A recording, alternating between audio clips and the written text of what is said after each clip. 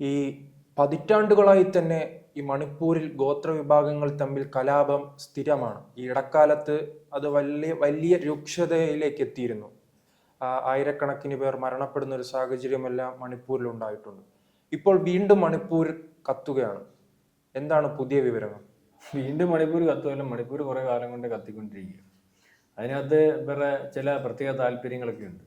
ഇതിനകത്ത് രണ്ട് ഗോത്രവർഗ്ഗങ്ങളാണെങ്കിലും ഇതിനകത്ത് മ്യാൻമറിൽ നിന്നും മറ്റ് നമ്മുടെ അയൽ രാജ്യങ്ങളിൽ നിന്നൊക്കെ അവിടെ നിന്ന് ചുഴഞ്ഞു കയറുകയും അതിനകത്ത് വേറെ ചില താല്പര്യങ്ങൾ, നമ്മൾ മുമ്പേ പറഞ്ഞതുപോലെ വേറെ ചില രാജ്യങ്ങളുടെ താല്പര്യങ്ങളുണ്ട്. മനസ്സിലാവുന്നത് അമേരിക്ക പോലെയുള്ള ഒരു കലാപം, ഒരു അല്ലെങ്കിൽ ഈ ബോർഡർ സംസ്ഥാനത്തിൽ നിന്ന് ഉരുത്തിരിച്ചു വിട്ടാൽ അവിടെ എല്ലാം ഗോത്ര സമുദായങ്ങളാണ്. ഇതിങ്ങനെ ബാക്കിയുള്ള സംസ്ഥാനങ്ങളിൽ കയറി പടർത്തുന്നതിന് വേണ്ടി സാധിക്കും. അതായത് മണിപ്പൂരിൽ കലാപം ഈ പറഞ്ഞ നമ്മൾക്കറിയാമല്ലോ. ഇപ്പം ഇവരെല്ലാം വലിയ ചർച്ചയാക്കുമ്പോഴും ഇവിടെ പത്രങ്ങൾ, ഈ മനോരമ ഉൾപ്പെടെയുള്ള പത്രങ്ങൾ എഴുതുമ്പോഴും നൂറ്റാണ്ടുകൾ അല്ലെങ്കിൽ പറഞ്ഞ പോലെ പതിറ്റാണ്ടുകൾ അവിടെ ഈ പട്ടാള നിയമത്തിൽ മാത്രം നിന്നിരുന്നത്. അതിനുവേണ്ടി ഒരു സ്ത്രീ സമരം കിടന്ന ഓർമ്മയുണ്ടോ? നിരാഹാര സമരം. അവരുടെ പേര് ഞാൻ ഓർക്കുന്നില്ല. അവസാനം അവര് അതിനകത്ത് പരാജയപ്പെട്ട് പിന്നെ അവർ കല്യാണം കഴിച്ചപ്പോൾ എനിക്കൊന്ന് തെരഞ്ഞെടുപ്പിൽ മത്സരിച്ചിട്ട് 13 വോട്ട് കിട്ടി. തെരഞ്ഞെടുപ്പിൽ മത്സരിച്ചിട്ട് 13 വോട്ട് അവർക്ക് കിട്ടി. അപ്പോൾ അവർ പിന്നെ കല്യാണം കഴിച്ചപ്പോൾ അവർക്കൊരു കുഞ്ഞൊക്കെ ഉണ്ട്. അവർ ജീവിതത്തിൽ ഏതാണ്ട് 18-20 കൊല്ലമാണ് അവർ നിരാഹാരം കിടന്നതെന്ന് എനിക്ക് തോന്നുന്നത്. ശരിയാവെന്ന് എനിക്കറിയത്തില്ല, എൻ്റെ ഒരു ഓർമ്മ. അപ്പം ആ രീതിയിൽ ഇരുന്ന സംസ്ഥാനം, ആ കാലഘട്ടത്തിലൊക്കെ ഇന്ത്യ മഹാരാജ്യം ഭരിച്ചുകൊണ്ടിരുന്നത് ഈ പറഞ്ഞതുപോലെ ഈ കോൺഗ്രസ് ആണ്. മാത്രവുമല്ല അവിടെ ചില പ്രത്യേക അധിനിവേശത്തിന് വേണ്ടിയുള്ള സ്വാതന്ത്ര്യം കിട്ടിയതിന് ശേഷം ഇന്ത്യ ശ്രദ്ധിക്കാതെ പോയതാണ് പ്രശ്നമായത്. അവിടെ ചില അധിനിവേശത്തിനും അല്ലെങ്കിൽ ചില മതപരിവർത്തനത്തിനും ഒക്കെ ഉള്ള സംവിധാനം കോൺഗ്രസ് സർക്കാർ ഇരുന്ന കാലത്ത് നമ്മുടെ ആ പ്രദേശങ്ങൾ ഇന്ത്യയുടെ ഭാഗമാണോ എന്ന് അവിടെ ജനത്തിന് അറിയത്തില്ല. അരുണാചൽ പ്രദേശിലൊക്കെ ചെന്ന് ചോദിച്ചാൽ ഇന്ത്യ എന്ന് പറഞ്ഞാൽ ആ സാധാരണക്കാർക്ക് അറിയത്തില്ല. ഇന്ന് ഇന്ത്യയുടെ ഭാഗമാണ് ഈ ചെറിയ സംസ്ഥാനങ്ങൾ അല്ലെങ്കിൽ ഈ അതിർത്തി സംസ്ഥാനങ്ങളൊക്കെ എന്ന് അവർക്കറിയാം. എന്നാലും ആ സംസ്ഥാനങ്ങളൊക്കെ വേർതിരിച്ച് ഇപ്പം ചില രാജ്യങ്ങളുടെ താല്പര്യത്തിനകത്ത് കുക്കിയുടെ ഒരു രാജ്യം അല്ലെങ്കിൽ മെയ്ത്തിയുടെ ഒരു രാജ്യം ഈ രീതിയിലേക്ക് കൊണ്ടുപോകുന്നതിന് വേണ്ടി ശ്രമിക്കുന്നുണ്ട്. അപ്പൊ ഇവരെ എല്ലാം പറഞ്ഞ് മനസ്സിലാക്കി ഇന്ത്യയുടെ ഭാഗമാക്കിയിട്ട് അവർക്ക് ജീവിക്കാനുള്ള സംവിധാനവും ആ രാജ്യത്തിന്റെ വികസനത്തിലൊക്കെ കാര്യങ്ങൾ കൊണ്ടുപോയിട്ട് ഉള്ള രീതിയിലേക്കാണ് നരേന്ദ്രമോദിയുടെ ഭാഗത്തു നിന്നും അല്ലെങ്കിൽ BJPയുടെ ഭാഗത്തും. BJP അധികാരത്തിന് ശേഷം സംസ്ഥാനങ്ങൾക്കകത്തൊക്കെ ഈ ഇൻഫ്രാസ്ട്രക്ചറിന്റെ ഒക്കെ വികസനം അത്രയ്ക്ക് വലുതാണ്. ഇതൊക്കെ വടക്ക് കിഴക്കൻ സംസ്ഥാനങ്ങൾക്ക് ഈ സർക്കാർ വന്നപ്പോൾ പ്രത്യേക മന്ത്രിയെ തന്നെ ചുമതലപ്പെടുത്തി. മാത്രമല്ല ഇൻഫ്രാസ്ട്രക്ചറെ തുരങ്കങ്ങൾ നിർമ്മിച്ചുകൊണ്ടിരിക്കുക. കാരണം ഇവിടെയൊക്കെ ഈ ഹില്ലി ഏരിയകളാണ്, യാത്ര ചെയ്യുന്നതിന് ഒത്തിരി സമയമെടുക്കും. അപ്പോൾ അവരുടെ ഈ വ്യവസായം, അവരുടെ കരകൗശല സംവിധാനം അല്ലെങ്കിൽ അവരുടെ വ്യവസായങ്ങളും കൃഷിക്കും ഒക്കെ ഈ പ്രയാസമായതുകൊണ്ട് അതിനിപ്പോൾ തുരങ്കങ്ങൾ നിർമ്മിച്ചുകൊണ്ടിരിക്കുക. അപ്പോൾ വളരെ പെട്ടെന്ന് തന്നെ നേരത്തെ 12 മണിക്കൂർ യാത്ര ചെയ്യേണ്ടി വരുന്നത് ഇപ്പോൾ 1-2 മണിക്കൂർ കൊണ്ട്. അപ്പോൾ ആ രീതിയിലൊക്കെ വികസിപ്പിച്ചുകൊണ്ട് വന്ന് എല്ലാ മേഖലയിലും ഈ വികസനം സാധ്യമാക്കി. അവിടുത്തെ ടൂറിസമാണല്ലോ അത് ഏറ്റവും നല്ല രീതിയിലാക്കി. അപ്പം ഇത് ചില ആൾക്കാർക്ക് നമ്മുടെ എക്കണോമിക്കൽ ഗ്രോത്തിനെ പല രാജ്യങ്ങളും പണ്ട് തൊട്ടേ തടയിടുന്നുണ്ട്. അപ്പോൾ ഇതിന് സഹായമാകുന്ന രീതിയിൽ നമ്മുടെ രാജ്യത്തിനകത്ത് നിൽക്കുന്ന ആൾക്കാരുമുണ്ട്. അത് പ്രധാനമായിട്ടും പ്രതിപക്ഷമുണ്ട്. ഇവിടെ ഈ വിഷയം നടന്നപ്പോൾ നമ്മൾ ഈ പറഞ്ഞപ്പോൾ ഈ മനോരമ പത്രം എടുത്തു വെച്ചാൽ നമ്മൾ ഈ കാര്യം പറഞ്ഞത്. ഇപ്പൊ ഇന്നത്തെ വാർത്ത ഉണ്ടോ? മണിപ്പൂർ വീണ്ടും കത്തുന്നു. ഏറ്റവും മേളത്തെ സ്ഥാനം പള്ളി ആക്രമിച്ചു. ഇതിനകത്ത് ഈ ക്രിസ്ത്യൻ പള്ളിക്ക് നേരെ ആക്രമണം, കലാപം, മണിപ്പൂർ വീണ്ടും കത്തുന്നു. അതായത് അവിടെ ഇന്നലെ ആൾക്കാരെ തട്ടിക്കൊണ്ടുപോയി, കുറെ കാലം കൊണ്ട് കലാപമാണ്. ആ കുഞ്ഞുങ്ങളെ അല്ലെങ്കിൽ തട്ടിക്കൊണ്ടുപോയവരെ വധിച്ചു. മുഖ്യമന്ത്രിയുടെ അല്ലെങ്കിൽ മന്ത്രിമാരുടെ ഓഫീസിൽ ഉണ്ടായി. കാരണം ഈ ഗോത്രവർഗം ആയതുകൊണ്ട് അവർക്ക് മിലിറ്ററി സംവിധാനമൊക്കെ അവന്മാർക്കൊക്കെ ഉണ്ട്. ഇത് നടന്നുകൊണ്ടിരിക്കും. എന്നാൽ ഈ മനോരമ എന്ന് പറയുന്ന അല്ലെങ്കിൽ ഇവിടുത്തെ മാപ്രകൾ എഴുതേണ്ടത് ഏതിന്റെ കാര്യമാണെങ്കിൽ പോലും അവിടെ കുക്കിയും മെയ്ത്തിയും ഉണ്ട്. ഈ കുക്കിയും മെയ്ത്തിക്കകത്തും ക്രിസ്ത്യാനിയും ഉണ്ട്, ഹിന്ദു ഉണ്ട്, മുസ്ലിമും ഉണ്ട്. ഇപ്പൊ മെയ്ത്തി വിഭാഗം ഒരു അക്രമമായിട്ട് കുക്കിയുടെ ഭാഗത്തോട്ട് കയറുമ്പോൾ അവിടുത്തെ വീടുകളും കത്തിച്ച് അവിടുത്തെ പള്ളി കത്തിക്കും, അമ്പലം കത്തിക്കും, മുസ്ലിങ്ങളുടെ മോസ്ക് കത്തിക്കും. ഇതെല്ലാം കത്തിച്ചാ അവർ പോകുന്നത്. എത്ര അമ്പലം കഴിഞ്ഞ പ്രാവശ്യം അവിടെ പോയെന്നറിയോ? എത്ര മോസ്ക് പോയെന്നറിയോ? ഈ മനോരമ എന്ന് പറയുന്ന പത്രം കാണിക്കുന്ന തോന്നിവാസം. അതായത് ഇവിടെ ഇയാളുടെ മൂക്കിന്റെ താഴെ മുനമ്പത്ത് ഒരു പള്ളിയും അല്ലെങ്കിൽ സംവിധാനവും ഈ അവിടുത്തെ ആൾക്കാരും ഒക്കെ വഴിയാതാവുന്ന കാര്യം വന്നപ്പോൾ അവിടെ ഒരു പള്ളി നഷ്ടപ്പെടുന്ന കാര്യമോ, അതിൻ്റെ അപ്പുറത്ത് കേരളത്തിലുടനീളം വളരെ കൂടുതലായിട്ടുള്ള കയ്യേറ്റങ്ങൾ നടക്കുമ്പോൾ അത് റിപ്പോർട്ട് ചെയ്യുന്നതിന്റെ കാര്യമോ ഒന്നും മനോരമയ്ക്കില്ല.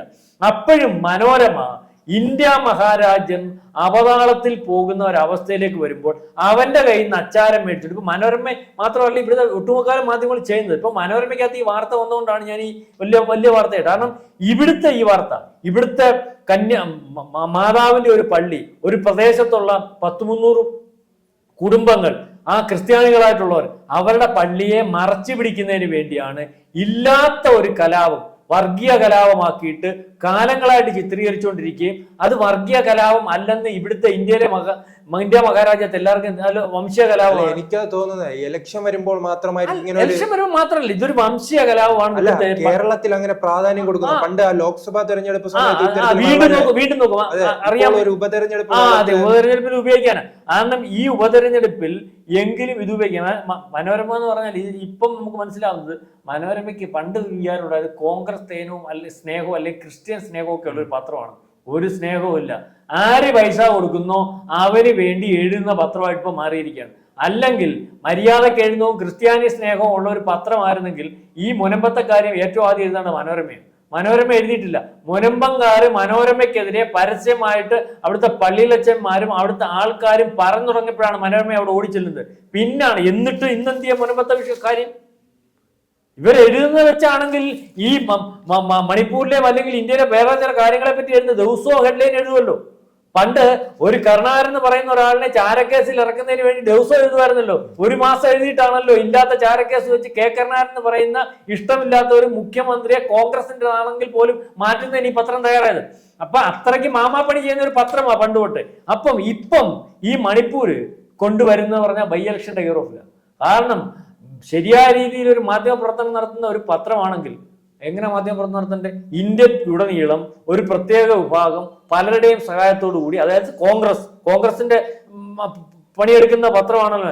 കോൺഗ്രസിന്റെ സഹായത്തോടുകൂടി ഇന്ത്യയെ വിഴുങ്ങാൻ ശ്രമിക്കുമ്പോൾ, അതിനകത്ത് ക്രിസ്ത്യാനി ഉൾപ്പെടുമ്പോൾ, ഹിന്ദു ഉൾപ്പെടുമ്പോൾ, മുസ്ലിം ഉൾപ്പെടുമ്പോൾ, രാജ്യം തകർച്ചയിലേക്ക് പോകുമ്പോൾ അതിനെ മറച്ചു പിടിക്കുന്നതിന് വേണ്ടി വേറെ വാർത്തകൾ കുത്തി നിറച്ച് ആ വാർത്തകൾ ഇല്ലാതാക്കുന്ന ഒരു സമയം. സംശയമുണ്ട്. ഈ മുനമ്പവുമായി ബന്ധപ്പെട്ട് UDF വലിയ തിരിച്ചടിയാണ് ഉണ്ടായിരിക്കുന്നത്.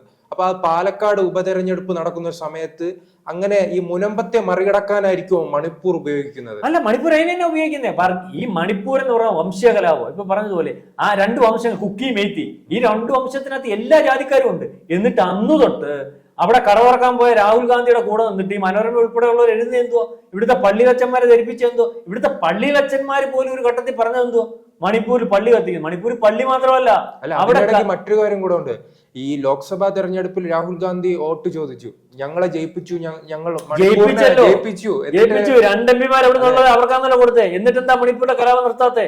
എന്താണ് ഇദ്ദേഹം ഇടപെടാത്തെ? ഇദ്ദേഹം അവിടെ പോയത് 2 പേരെയും കണ്ടിട്ട് സംസാരിച്ചിട്ട് എന്താണ് സംസാരിച്ചതെന്നറിയോ? മേത്തിയെടുത്ത് സംസാരിച്ചിട്ട് അവരുടെ ഭാഗം നിന്നു, കുക്കിയെടുത്ത് സംസാരിച്ചിട്ട് അവരുടെ ഭാഗം നിന്നു. ഇവരെ 2 പേരും 2 ക്യാമ്പിലാണല്ലോ. ഒന്നിച്ചല്ലോ സംസാരിച്ച് 2 പേരെ വീണ്ടും ഇല്ല പണിയുണ്ടല്ലോ. അപ്പൊ ജനങ്ങൾ എന്തായാലും പണി കിട്ടിയോ? MP തെരഞ്ഞെടുത്തതിന് ശേഷം കാണാനില്ല. ഇപ്പം പുള്ളി ഇപ്രാവശ്യം തെരഞ്ഞെടുപ്പിലൊന്നും ആലോചിക്കുന്നില്ല. പുള്ളിയുടെ CA ഇപ്പം മഹാരാഷ്ട്ര തെരഞ്ഞെടുപ്പിലില്ല. 370 മഹാരാഷ്ട്ര തെരഞ്ഞെടുപ്പിലില്ല. അഗ്നിവീർ ഇല്ല. പിന്നെ ഏറ്റവും അവസാനത്തെ ജാതി സെൻസസ് ഇല്ല. ഇതെല്ലാം പൊളിഞ്ഞു. ഹരിയാന പൊളിഞ്ഞെന്ന് മനസ്സിലായി. അതുകൊണ്ട് ഇപ്പൊ വേറെ ചില സാധനങ്ങൾ കൊണ്ട് ഇറങ്ങിയേക്കോ. അപ്പം ആ പദ്ധതി എല്ലാം പൊളിഞ്ഞു. ഇനി അടുത്തതെന്ന് പറഞ്ഞാൽ വഖഫ് ഏതാണ്ട് ഈ മാതിരി കാര്യങ്ങൾ നേരത്തെ ഉള്ള ബില്ലുകൾ, ശരിയായിട്ടുള്ള ബില്ലുകൾ കലാപത്തിന് ഉപയോഗിക്കുന്നത് കണ്ട് നരേന്ദ്രമോദി അമിത്ഷായും കൂടെ വഖഫ് ജനം ചർച്ച ചെയ്തിട്ട് പാസ്സാക്കാൻ മതി എന്ന് പറഞ്ഞുകൊണ്ടാണ്, അന്ന് വേണമെങ്കിൽ അവർക്ക് പാസ്സാക്കാം, അതുകൊണ്ടാണ് ഇത് ഈ പാസ്സാക്കിയിട്ട് ജനങ്ങളുടെ ഇടയിലേക്ക് വിടുന്നതിന് തയ്യാറായത്. ഏതാണ്ട് ഇന്ത്യയിലുടനീളമുള്ള ഏകദേശം ജനങ്ങൾക്ക്, മുസ്ലിങ്ങൾ ഉൾപ്പെടെയുള്ളവർക്ക്, പണ്ട് മുത്തലാഖിന്റെ ബില്ല് കൊണ്ടുവന്നില്ലേ, അതുപോലെ മുസ്ലിങ്ങൾക്ക് ഉൾപ്പെടെ ഉള്ളവർക്ക് മനസ്സിലായത് ഞങ്ങൾക്കൂടെ പണി കിട്ടുന്ന സംഭവമാണ് ഇത് വഖഫ് എന്ന് പറയുന്ന പ്രോപ്പർട്ടിയും അത് ഉപയോഗിക്കുന്നതും ഒക്കെ. അല്ല, അത് വരും. വഖഫ് എന്ന് പറഞ്ഞ ഇവർക്ക് അങ്ങനെയാണല്ലോ, അവരാദ്യമേ അവർ ചെയ്യും അങ്ങനെ. അപ്പം ഇത് മുസ്ലിങ്ങൾക്ക് മനസ്സിലായി തുടങ്ങി, ഞങ്ങളുടെ വീടും കുടിയും പോവും, മാർഗമില്ലാത്തവൻ്റെ പിടിച്ചുകൊണ്ട് പോകും, അല്ലെങ്കിൽ നമ്മുടെ ഈ തങ്ങൾ പോലുള്ള ഫാമിലിക്കാണ് വക്കഫിന്റെ കെയർ ഓഫും അല്ലെങ്കിൽ ചെയർമാനും അതിന്റെ അനധികൃതമായിട്ടുള്ള പൈസയും അത്തരത്തിൽ മുന്തിയ മുസ്ലിങ്ങൾക്ക് ഉപയോഗിക്കാൻ പറ്റത്തുള്ളൂ, ഞങ്ങളുടെ കൊടപ്പാടവും നാളെ പോകുമെന്ന് മനസ്സിലായി തുടങ്ങുന്ന ഒരു അവസ്ഥയിലേക്ക് വന്നിട്ടുണ്ട്. അപ്പം ഇതിനെയെല്ലാം മറച്ചു പിടിക്കുന്നതിന് സഹായമാകുന്ന രീതിയിലേക്ക്, അല്ലെങ്കിൽ ഇവിടെ നടക്കുന്ന കാര്യങ്ങൾ ഇവിടുത്തെ ആൾക്കാർ ചർച്ച ചെയ്യാതിരിക്കുന്നതിന് വേണ്ടി വീണ്ടും അവരുടെ മനസ്സിൽ ഇല്ലാത്ത വിദ്വേഷങ്ങൾ പള്ളിയുടെ കെയർ ഓഫിലായാലും ഏതെങ്കിലുമൊക്കെ കലാപത്തിന്റെ കെയർ ഓഫിലാക്കി കുത്തി നിറയ്ക്കാൻ ശ്രമിക്കുന്ന പത്രമായിട്ട് നമുക്ക് ഇതിനെ കാണാൻ സാധിക്കും.